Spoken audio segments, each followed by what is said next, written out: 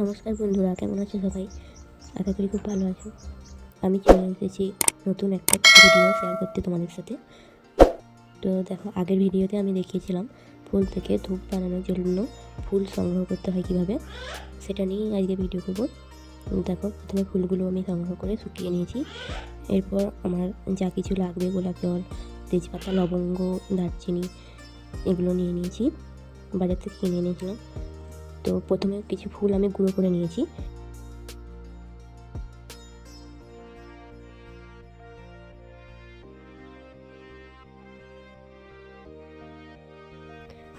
ফুলের সাথে লবঙ্গ, এলাচ, দারচিনি একসাথে দিয়ে দিয়েছি, তেজপাতা গুঁড়ো করে নিয়েছি। তারপর কিছু নারকেল চিবড়া নিয়েছি।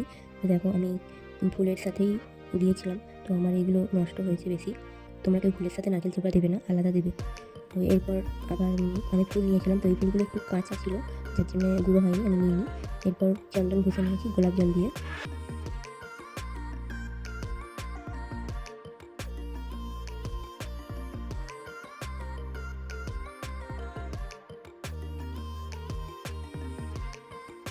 আমার চন্দন ঘষা হয়ে গেছে, দেখো বন্ধুরা। তো এরপর সেই ফুলের গুঁড়োর মধ্যে আমি চন্দনটা দিয়েছি। তারপর গোলাপ জল দিয়ে মাখিয়ে নিতে হবে। তো অল্প গোলাপ জল আর অল্প আমি এমনি যে খাবার জল হয় সেই জলটা দিয়ে মাখিয়ে নিয়েছি। তো দেখো, আমি মাখিয়ে নিচ্ছি, আমার মাখানো হয়ে এসেছে। তো দেখো, আমি ধূপ করছি, কিন্তু মাখানোটা আমার সেরকম হয়নি, আর একটু জল দিতে হবে। তো এরপরে আমি জল দিয়ে একটু ভালো করে মাখিয়ে পরবর্তী ধূপগুলো করে নেব।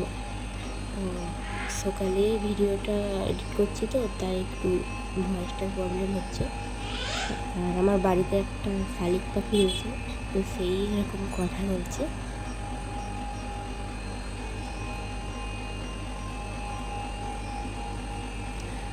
দেখো, আমি কিছু ধূপ বানিয়ে নিই, এরপরে আবার আমি একটু জল দিয়ে নরম করে মাখাচ্ছি। তারপরে ধূপগুলো বানিয়ে নেব।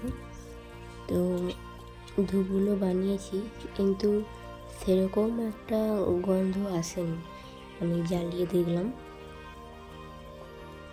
ধূপগুলো শুকনো করে নিয়ে আমি সন্ধ্যে দেওয়ার সময় জ্বালিয়েছিলাম, সেই জন্য তোমাদেরকে বলছি। তো অনেকেই বলেছে যে খুব সুন্দর গন্ধ ওঠে।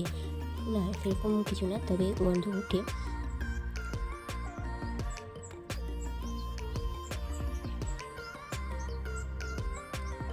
তোমাদেরকে বোঝানোর জন্য আমি কিন্তু যেটা সত্যি সেটাই বলেছি। তো দেখো, আমার ধূপগুলো বানানো হয়ে গেছে, আমি সব সাজিয়ে নিলাম। এরপর রোদে দিতে যাচ্ছি ধূপগুলোকে। তো আমার শুকনো করতে ধূপগুলি 3 দিন লেগেছিলো, কারণ যেদিন বানিয়েছিলাম সেদিন 2টা 2:30 বেজে গিয়েছিলো। তো পুরো রোদটা পাইনি, তার জন্য সময় লেগেছে বেশি। তো ভিডিওটি তোমাদের কেমন লাগলো কমেন্টে জানিও, আর চ্যানেলটি সাবস্ক্রাইব করে পাশে থাকার অনুরোধ রইল সবাইকে। তোমাদেরকে অনেক ধন্যবাদ ভিডিওটি দেখার জন্য। পরবর্তী ভিডিও আসবে সবজির আচার, তো ভিডিওটি পেতে তোমরা চ্যানেলটি সাবস্ক্রাইব করে অবশ্যই পাশে থাকবে।